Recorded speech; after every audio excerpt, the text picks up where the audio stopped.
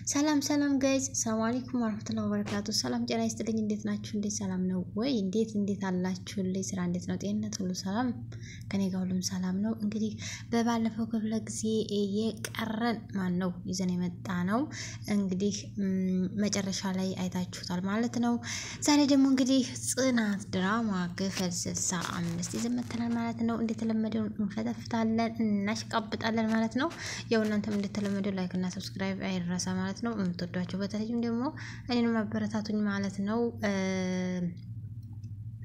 ለይቱ አልቃሽ እንዳይሆንብን ማለት ነው ሀባይብ እንግዲህ በባለፈው ክፍለ ጊዜ የናሆሚ እናት ናሆሚ እንግዲህ ከነበረበት ሄዶ ከስራ መጥቶ ነበር እናቱ ጋር ያለው ሁኔታ አይታችኋል እንግዲህ ከዛ በፊት በጣም ብዙ ነገር እየተካሄደ ነበር እንግዲህ ናሆሚ አባት ሁሉንም ነገር ሰምቷል እንግዲህ ካንቺ አልጠብቅም ብሎ ባሏም የናሆሚ አባት ጥሏት ሄዶ ነበር እንግዲህ ዛሬ ደግሞ ኒና ምን አስባ ይሆን እንደባለፈው ሰክራ ተገኘች ወይስ ምን ሌላ ችግር ፈጠረች የሚለውን ነገር አብረን እናያለን ማለት ነው ሀባይ እንፈተፍታለን ዛሬ ደግሞ እንግዲህ ከብቶችን ላም አልባለሁ እያለች እንጨት ቆርጣለሁ በመጋዘን አስተካክላለሁ ስትልም አይተናት ነበረ እስኪ እዛ ጋር ድራማው ላይስ ምን ሰርተዋል የሚለውን ነገር አብረን እናያለን ማለት ነው ዘንድሮ ደግሞ ገጠር ለገጠር ሄዱ ብሏቸዋል እነዚህ ድራማ ሰሪዎች ምክንያቱም ከተማው ሁሉ ጊዜ ይታያል እና እስኪ ገጠሩንም እንወቅላቸው ብለው አስቡ ይመስለኛል በገጠር አሁን ላይ በጣም ስራ ነው አይደለ ሶ ያንን ነገር እንየው እናንተ ቆይ እዚህ ጋር አቁሙ እዚህ ጋር ቆይ አንዴ ግን እንደኔ ማን ነው ገጠር ያደገበትን ሁኔታ እንደኔ ማን ነው እንኳንም የገጠር ልጅ የሆነ ብላችሁ በቃ የምትወዱ የምታመሰግኑ እስኪ ኮሜንት ላይ ጻፉልኝ እንደው በአላህ የእውነቴ ነው ፈልጌው ነው ግዝ ነው ፈልጌው ነው እንዴት ነው የገጠር ልጅ በቃ አላ አይደለ በኮንፊደንስ ይሆናል አይደል የሆነ ጠንካራ የሆነ ምን ልበላችሁ ጀግናም ነን እኮ እኛ እና ኮሜንት ላይ ጻፉልኝ ፈልጌው ነው ለማናቸውም እንግዲህ ክፍል 165 ማለት ነው ምን ተፈጠረ የሚለው ነገር አብረን ያለን ማለት ነው እንግዲህ እያሽቃበጥ እንቀጥላለን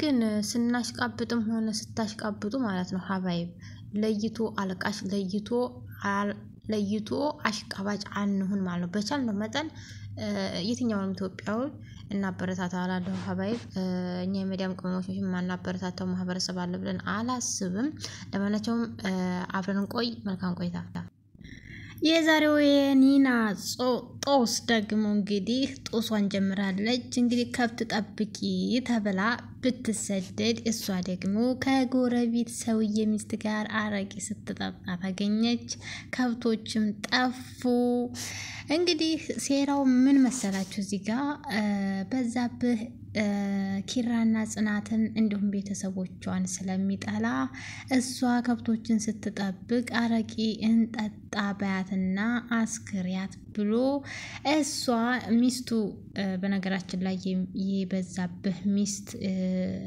ኒና ጋር ሲጠጡ ከዛም በኋላ ከሰከረች በኋላ ኒና ደግሞ በዛብህ የሚባለው ሰውዬ ከብቶቹን ይወስዳል ማለት ነው ምክንያቱም ከዚህ በፊት እሷን የተቆጣ ይመስልና ኒና ጋር ሲገናኙ ነበረ ኒናና የበዛብህ ሚስት ደግሞ የበዛብህ ሚስት ኒናን እንደተጠቀመችባት አድርጋ ከዛም በኋላ ታጠጣትና ከብቶቿን ባሏ እንዲሰርቃቸው ወይም እንዲወስዳቸው ታደርጋለች ከዛም በኋላ ደግሞ ጽናትና ኪራ ደግሞ ከብቶችን ለመፈለግ በላይ በስር በየውርማው ሲሄዱ ከብቶች ደግሞ አልተገኙም ማለት ነው እንግዲህ ኒናም እንግዲህ መተው ቤት ውስጥ ጠይቀዋት ነበረ አላየሁም እኔ እንጃ የት እንደገቡ አላቅም እኔ ደግሞ ከብት ፈራ ያለም ወይ መች እንዴት እንደሆኑ የት እንደሄዱ አላውቅም ትልና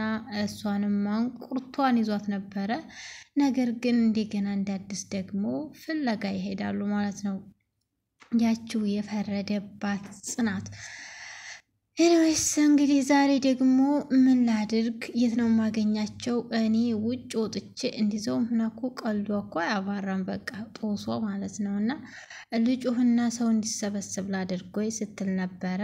እንዴ ካሮት እንዲያልተክልሽ ብሏት ነበር። እሷም ደግሞ ያው አታርፍም፣ ተነስታም ትሄድ ይሆናል እንግዲህ እነሱም ደግሞ በድጋሚ ፍለጋ ሄደዋል ማለት ነው። በዛብህ የነበረው ሴራ ይህን ይመስላል። እሱም ደግሞ ለሚስቱ ውሽማ ነግሮታል። የሚስቱ ውሽማም ደግሞ ምን ይለዋል? ምን አለ አንዷን ፍሬ ወስደህ ብትመልስላቸው ይሄን ሁሉ ከብት ብሎ ነግሮት ነበረ። እሱንም እንዲናገር አላደረገውም። መንገድ ለመንገድም ሲሄዱን መረበሹን አላቆመም። በዛብህ የሚባለው ሰውዬ በነገራችን ላይ ማለት ነው የጽናት ድራማ ወቅቱን ይመስላል። ከዛ በመቀጠልም እንግዲህ ናሆሜ እንዳያችሁት ባለፈው ክፍለ ጊዜ መጥቶ ነበረ።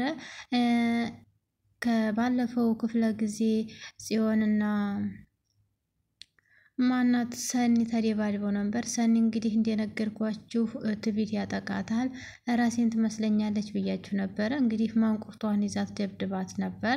እሷም ደግሞ ይቅርታ መጠየቅ አለብን፣ ምናልባት ደግሞ የኔ ደግነት በስቶም ሳይሆን አንቺም ተሳስተሽ ሊሆን ይችላል ብላ በማለት ምሩ ይዛት ሄደችና ይቅርታ ሊጠይቁ ከናሆም ጋር ሄደው ነበረ። ስለዚህ ይቅርታ ሊጠይቁ ሲሄዱ የናሆም እናት ሴራ ደግሞ ጽዮንን የሆነ ቦታ እንድትሄድ አድርጋታለች። ምክንያቱም ይቅርታ ሲሉ እሷ እንድትኖር ስላልፈለገች እዛውም ሆናም ደግሞ እሷ ይቅርታውን ላለመቀበል ዳርዳርም ስትል ነበረ። ምክንያቱም ይቅርታ ማለት ስለማትፈልግ ምሩና ሰኒ ላይም ስለተቆጣችባቸው እንዲሁም ያቀደችው ሀሳብ ስላልተሳካላት እና ልጇ ስለመጣ ማለት ነው። ከዛም በመቀጠል ደግሞ አባትየው ከዚህ በፊት ብዙ ነገራቶችን ተደብቆ ስላዳመጠ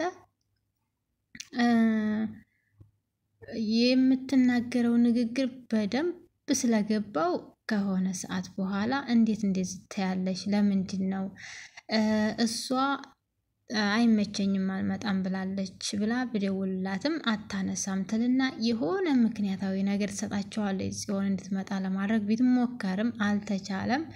ነገር ግን የሰው ስራ ስለሆነ እንግዲህ ተመልሰሽ እሷንም ይቅርታ ጠይቂያት፣ እኔ ይቅር ብዬሻለሁኝ፣ ነገር ግን አንዱን ነጥሎ ይቅርታ መጠየቅ አይቻልም ብላ ትላታለች።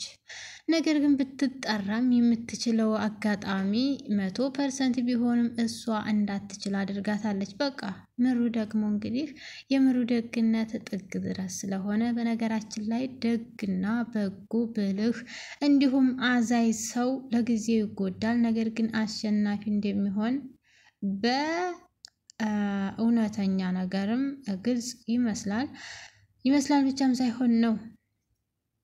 ነገር ግን እሷም ደግሞ በቃ መታ ጠይቃታለች ብላ መታ ይቅርታ ጠይቃታለች። ችግር የለውም ለዛሬው ግን እኛን ይቅርታ አድርግልን ብላ ምሩም ተናግራ ነበረ። ነገር ግን በዚህም መካከል እንደዛ አይሆንም ብሎ እውነታውን ሁሉንም ነገር የሰማውን ነገር መቆጣጠር ስላቃተው እንዲሁም ደግሞ የተናገረችው ነገር እነሱንም የምትናገርባቸው ንግግር እጅግ በጣም ለሱ ለአባትየው ስለገባው እሱም ይሄን ነገር ጥሎ ተነስቶ ውጭ ይወጣል።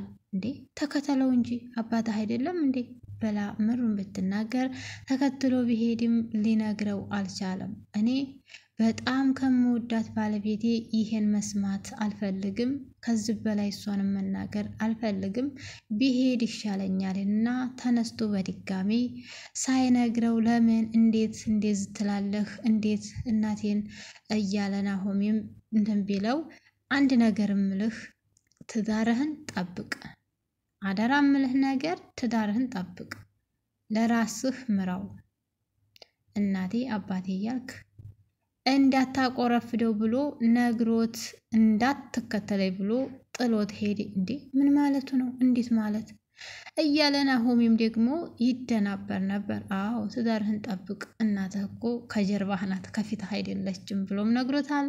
እስኪ በሚቀጥለው እንዲሁም ደግሞ ኒና የጣለቻቸው ከብቶች ተገኙ የሚለውን ነገር አብረን ያለን የኒና ስራ እንግዲህ ይሄን ያህል ነው። ኒና ጎበዝ ናት ስትተውን ማለት ነው። ኒና ከብቶቹ እንደጠፉ ናቸው፣ አልተገኙም። እንዴ አዳዲስ መግዛት ነው አላለም ኪራ? ወይ አዳዲስ አላልክም? የከተማ ሰው እኮ እንደው በጣም ነው የሚገርሙት። ድራማ እኮ ናቸው። ያው ድራማ ላይ የሚሰሩት ድራማ ናቸው ሲጀመር።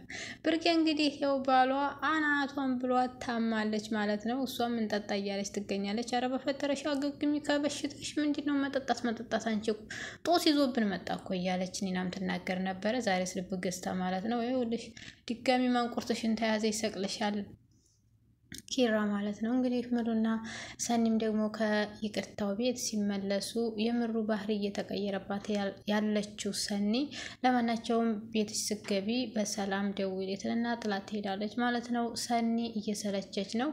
ሰኒ ምሩ ሲነኩባት የማትወድበት በጣም ብዙ ምክንያት አለ። ስለምትወዳት የጓደኝነቷን ጥግ ለማሳየት እንግዲህ የምሩ ቅንጭላትም አማቷ ላይ ያለው ነገር ተኝቷል። እስከሚነሳ ድረስ የሰኒ ጨንጓራ በስሎ ማረሩ የሚሆን ይመስለኛል። እንግዲህ የኪራም ደግሞ ኪራና ጽናትም ደግሞ በኒና ቆሽታቸው እያረረ ይገኛል። በነገራችን ላይ ጽናት ከብቶቹ የት ናቸው? ቤት አላደሩም ወይት ሆኖ ነው ምናምን ተብላ ተጠይቃለች። እንግዲህ የትም እንዳደሩ ወይም ጠፉም ብላም አልተናገረች። በሚቀጥለው ክፍለ ጊዜ ከብቶች የት ናቸው ተገኙ ኒና ምን ዋጣት የሚለውን ነገርም እናያለን ማለት ነው። ከዛ በፊት ግን የሴት ጎረምሳ ያለባችሁ አለ። እንግዲህ ቅዱስ ደግሞ ቤቱ እየመጣች የምትፈጠብጠው የናቲ ቅምጥል ነበረች። ነገር ግን እሱም ሲደውሉት አረ እንደው ራሴን ማዲያን ስርፋ ነኝ ማር ቤት ነኝ እያለ ያወራ ነበረ። ምስኪን ዞር በይልኝም ቢላት ስላልሰማችው እሱም እየሸሻት ይገኛል። ወዴት ይሸሻል? ቤቱን ጥሎ መሄድ ደግሞ አይችልም። መከራውን እያየ ይገኛል በናቲ ቅምጥል።